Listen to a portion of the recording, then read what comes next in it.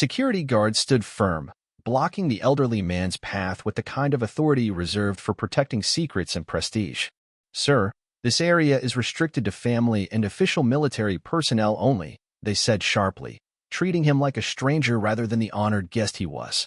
The old man said nothing, his simple civilian clothes standing in stark contrast to the glittering medals and uniforms passing by. In his weathered hands, he held a small military decoration, a humble token overshadowed by the grandeur around him. Generals and dignitaries moved past, their polished brass and ribbons shining beneath the bright lights, unaware of the quiet history standing just steps away. The man's presence seemed insignificant to most, but not to everyone. At the entrance, a young woman in dress blues froze as she took in the scene. Major Sarah Patterson's eyes locked onto the elderly man's face, the same face she had seen countless times in her father's study, in photographs and stories that shaped her very understanding of leadership and sacrifice. Recognition dawned instantly. Without hesitation, she stepped forward and spoke with calm authority, her voice cutting through the tense silence. "Gentlemen, you're blocking the man who made my father the general he became." The guards paused, stunned, as the weight of her words rippled through the crowd, changing everything in an instant. Welcome to Echoes of Honor, where we discover that the most important teachers are often the ones others try to keep outside. Before we continue this powerful story about mentorship, military legacy, and the bonds that shape our greatest leaders, tell us in the comments from which city in the world are you watching this video today. And if you believe these stories about honoring the mentors who shaped our heroes deserve to be shared, please hit that subscribe button to join our growing community. Your support helps us recognize the unsung trainers behind every success story. The Pentagon's Hall of Heroes was hosting a prestigious memorial service for General Marcus Patterson, whose recent death had concluded one of the most distinguished military careers in modern American history. The ceremony represented not only the loss of an exceptional leader, but also the end of a military legacy that had influenced defense policy, shaped strategic doctrine, and mentored countless officers who would carry forward his traditions of excellence and innovation. The memorial service's guest list included the highest levels of military and civilian leadership, with four-star generals, cabinet members, congressional leaders, and international military representatives whose presence demonstrated the global respect that General Patterson had earned through decades of strategic leadership and diplomatic engagement. The Pentagon's most prestigious ceremonial space provided an appropriately dignified setting for honoring someone whose contributions to national security had been both substantial and enduring. The Hall of Heroes, typically reserved for Medal of Honor recipients in the most significant military ceremonies, reflected the institutional respect that General Patterson had earned through his service. Security for the memorial service was managed by a team of military police and Pentagon security specialists whose responsibility extended beyond simple access control to ensuring the safety and appropriate protocol for an event that included some of the most senior officials in American government and military leadership. The security team was led by Colonel Jennifer Martinez, whose experience with high-level Pentagon events had taught her the importance of maintaining strict credential verification while accommodating the complex social and professional dynamics that characterized gatherings of senior military and civilian officials. Among the civilian security contractors working under Martinez's supervision were personnel whose military experience was limited and whose understanding of military culture focused primarily on contemporary procedures rather than the historical relationships and mentorship traditions that had shaped many distinguished military careers. Approaching the Hall of Heroes entrance was retired Sergeant Major William "Top" Sullivan, though none of the security personnel recognized his significance or understood his profound connection to the general being honored. At 78, Top moved with the careful deliberation of someone whose body had been shaped by decades of military training and whose bearing still reflected the discipline and leadership presence that had characterized his 36 years of service. Top's civilian clothing marked him as different from the uniformed officials and formally dressed civilians who comprised the majority of memorial service attendees. And his lack of obvious high-level credentials made him appear to be exactly the type of general supporter who belonged in public viewing areas rather than exclusive ceremonial spaces. What the security team couldn't see, what their focus on contemporary credentials and official status prevented them from understanding, was that Top represented the most important influence in General Patterson's military development and the person whose training and mentorship had shaped the leadership philosophy that had defined the general's entire career. The relationship between Top and General Patterson had begun 43 years earlier when then Second Lieutenant Patterson had been assigned to his first duty station and had come under the supervision of Sergeant Major Sullivan, whose reputation for developing young officers was legendary throughout the military community. Top's approach to training junior officers had emphasized character development, ethical leadership, and the understanding that military success required not just technical competence but also the ability to inspire and develop others. His influence on young officers had been both demanding and transformative, creating leaders who understood that authentic military service required personal sacrifice and unwavering commitment to the welfare of subordinates.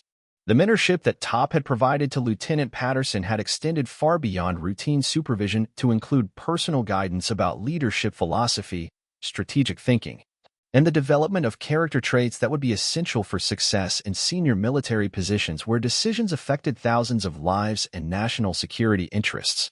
Top's decision to attend General Patterson's memorial service had been made independently and quietly, without coordination with ceremony organizers who might have questioned his credentials for attending such an exclusive gathering of senior military and government officials whose presence reflected their professional relationships and contemporary significance. The challenge of gaining access to the Pentagon's most prestigious ceremonial space without official invitation or high-level credentials required Top to rely on his understanding of military procedures and his hope that his connection to General Patterson would be sufficient to warrant attendance at the memorial service.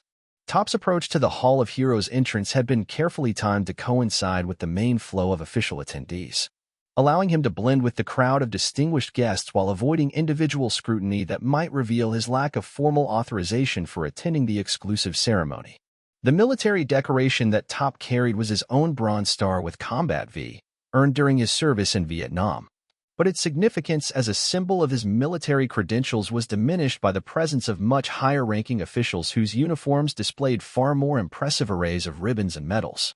When Top approached the security checkpoint, the guard's initial assessment focused on his civilian appearance, his advanced age, and his apparent lack of the high-level credentials that characterized other memorial service attendees, leading them to conclude that he represented exactly the type of unauthorized attendance that their security procedures were designed to prevent. "Sir, this memorial service is restricted to invited guests and official military personnel," Security Specialist David Chin announced with professional courtesy that barely concealed his assumption that Top was someone who had wandered into an area where he didn't belong. Top's explanation that he had served with General Patterson and had hoped to pay his respects proved inadequate for security requirements that demanded official documentation rather than personal claims about historical relationships that couldn't be immediately verified through contemporary databases. "Sir, without proper invitation or credentials, I cannot authorize your entry to the memorial service," Chin continued, his tone becoming more formal as he prepared to deny access to someone whose story seemed implausible given the exclusive nature of the event and the high-profile status of official attendees. Other security personnel had noticed the developing situation and moved closer to provide support if Top became argumentative or refused to accept the denial of access that his lack of credentials appeared to justify based on standard Pentagon security procedures. Top's response to the access denial reflected the grace and understanding that had characterized his approach to authority throughout his military career, even when that authority was being exercised by personnel who lacked the context necessary to understand his significance to the person being honored. "I understand you're following procedures," Top replied quietly, his acceptance of the situation reflecting both his respect for security requirements and his disappointment at being prevented from honoring someone whose life had been profoundly influenced by their shared military service. The developing confrontation might have concluded with Top's quiet departure from the Pentagon, denied access to a memorial service honoring someone whose career had been shaped by his mentorship, except for the intervention of someone whose personal knowledge would transform the situation dramatically. Major Sarah Patterson, General Patterson's daughter and a distinguished officer in her own right, had been greeting official attendees when she noticed the elderly man being questioned by security personnel near the entrance to the Hall of Heroes. Something about the man's bearing and the way he was handling the access denial triggered recognition that made Sarah approach the security checkpoint with growing excitement and concern that an important person was being prevented from attending her father's memorial service. Major Patterson's recognition of Top Sullivan created an immediate transformation in her understanding of what was happening at the security checkpoint. as she realized that the man being denied access was someone whose stories had filled her childhood and whose influence on her father had been described countless times throughout her life. "Top Sullivan," Sarah called out as she approached the security checkpoint, her voice carrying both excitement and respect for someone whose reputation had been central to her understanding of her father's military development and leadership philosophy. The use of Top's military nickname immediately attracted attention from security personnel who wondered how Major Patterson knew the elderly man they had been preparing to escort away from the memorial service, and why her recognition of him seemed to carry such significance. "Major Patterson, do you know this gentleman?" Colonel Martinez asked, her professional concern about security procedures now complicated by the obvious connection between the general's daughter and the man whose credentials had seemed inadequate for attending the exclusive memorial service. Sarah's response provided context that would transform Top from unauthorized attendee to guest of honor, demonstrating the kind of recognition that honored authentic military relationships over bureaucratic procedures and contemporary credential requirements. "Colonel, this is Sergeant Major William Sullivan," Sarah announced, her introduction providing the formal recognition that Top's service record in relationship to her father deserved. "He was my father's first sergeant major and the most important influence on his military career." The impact of Sarah's identification rippled through the security team as they began to understand that their standard access denial procedures had been applied to someone whose significance to the memorial service far exceeded that of many official attendees whose credentials had gained them immediate entry. "Top Sullivan trained my father when he was a second lieutenant," Sarah continued, her explanation educating security personnel about relationships that transcended contemporary military hierarchies and demonstrated the lasting importance of mentorship in military development. The revelation that Top had been General Patterson's mentor created immediate recognition among military personnel present at the checkpoint who understood the significance of such relationships in shaping military careers and the obligation that successful officers had to honor those who had influenced their development. Without hesitation, Sarah took personal responsibility for ensuring that Top received appropriate recognition and access to the memorial service that was honoring someone whose success had been built on foundations that Top had helped establish through his training and mentorship. "Top, my father talked about you constantly throughout his entire career," Sarah said, her words providing personal context that helped security personnel understand the depth of the relationship being honored. "He said you taught him everything he knew about leadership and that his success was built on lessons you taught him as a young officer." The conversation between Sarah and Top was witnessed by other memorial service attendees who understood that they were observing something that honored both individual mentorship and the broader military tradition of recognizing those whose training and guidance had shaped successful military careers. Colonel Martinez immediately apologized for the security confusion and personally escorted Top into the Hall of Heroes, understanding that his presence at the memorial service was not only appropriate but essential to honoring the full scope of General Patterson's military development and the relationships that had shaped his character.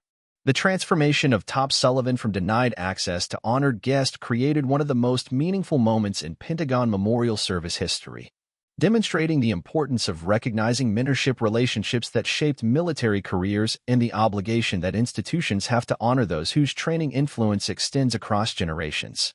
Sarah Patterson's intervention had prevented not only individual injustice but also institutional oversight that would have excluded someone whose presence was essential to understanding the foundations of General Patterson's military excellence and leadership philosophy. The memorial service was enhanced rather than disrupted by Top's recognition, as his presence provided connection to the general's early military development and the mentorship relationships that had shaped his understanding of leadership, duty, and service to others. During the ceremony, Sarah introduced Top to other attendees as the sergeant major who had trained her father and influenced his approach to military leadership, creating opportunities for education about the importance of non-commissioned officer mentorship in developing successful military careers. The senior military officials present at the memorial service gained understanding of the foundations that had shaped General Patterson's leadership philosophy, connecting his strategic thinking and command style to specific training experiences and mentorship relationships that had occurred early in his career. Top's presence at the memorial service provided validation for the general's family about the lasting impact of his military service and the recognition that his success had been built on authentic military values and relationships rather than simply individual ambition or political connections. The Pentagon security procedures that had nearly resulted in TOPS exclusion were revised to better accommodate distinguished veterans whose significance might not be immediately obvious through contemporary credential verification but whose relationships to honored military leaders warranted special consideration. The Hall of Heroes that had witnessed TOPS' initial denial became the setting for one of the most powerful demonstrations of military mentorship recognition in recent memory, showing that authentic military tradition includes honoring those whose training and guidance shape successful careers. TOPS' attendance at the memorial service provided opportunities for him to share stories and insights about General Patterson's early military development with family members and colleagues who had not been aware of the specific experiences that had shaped his character and leadership approach. The military decoration that TOP had carried, initially dismissed as insignificant compared to the impressive displays of senior officers, was revealed to represent combat service and training expertise that had directly contributed to developing one of the nation's most distinguished military leaders. In the weeks following the memorial service, TOP received invitations to participate in military leadership development programs and mentorship recognition initiatives that sought to preserve knowledge about the training relationships that had shaped successful military careers. The recognition that TOP received at General Patterson's memorial service became part of the permanent record of the general's military legacy, ensuring that future accounts of his career would include appropriate acknowledgement of the mentorship that had shaped his development and success. The security checkpoint that had briefly become a barrier to TOP's attendance was transformed into a reminder that military recognition must include understanding of the relationships and influences that shape distinguished careers, not just contemporary achievements and official credentials. Major Patterson's decision to intervene on TOP's behalf demonstrated the kind of loyalty and recognition that honored both her father's memory and the military values that had shaped his career, showing that authentic military tradition includes ensuring that mentors receive appropriate respect for their contributions. The memorial service that had been planned to honor General Patterson's distinguished career became equally important as recognition for TOP's mentorship, demonstrating that military excellence is built on foundations of training relationships that deserve acknowledgement alongside individual achievements. The Pentagon ceremony that had nearly proceeded without TOP's presence became one of the most educationally valuable memorial services in recent memory, connecting contemporary military leadership to historical mentorship traditions and demonstrating the continuing importance of non-commissioned officer influence in developing military excellence. Sometimes the most important people at military memorial services are those whose presence honors not just individual achievement, but the relationships and training experiences that made such achievement possible. And the most meaningful recognition occurs when institutions demonstrate understanding of mentorship's lasting impact. TOP Sullivan had hoped simply to pay respects to someone whose career he had influenced through training and mentorship. But the memorial service had become a celebration of the relationships that shape military excellence and a demonstration of the recognition that such influence deserves from grateful institutions and families. The denial that had briefly prevented TOP's attendance was revealed to have reflected institutional oversight rather than appropriate security procedures. And the recognition he ultimately received honored both his individual service and the broader tradition of military mentorship that continues to shape contemporary military leadership. This story was brought to you by Echoes of Honor. Before we leave you today, here's our question. Have you ever known someone who never asked for recognition but deserved more than anyone else? Someone whose training, mentorship, or guidance shaped leaders who went on to achieve great things? Tell us in the comments about the teachers and mentors in your life who developed others while remaining in the background, and how their influence continues to shape the people they trained. And if you think stories like these about honoring our military mentors deserve to be shared, hit that subscribe button to support the channel. We'll see you in the next one.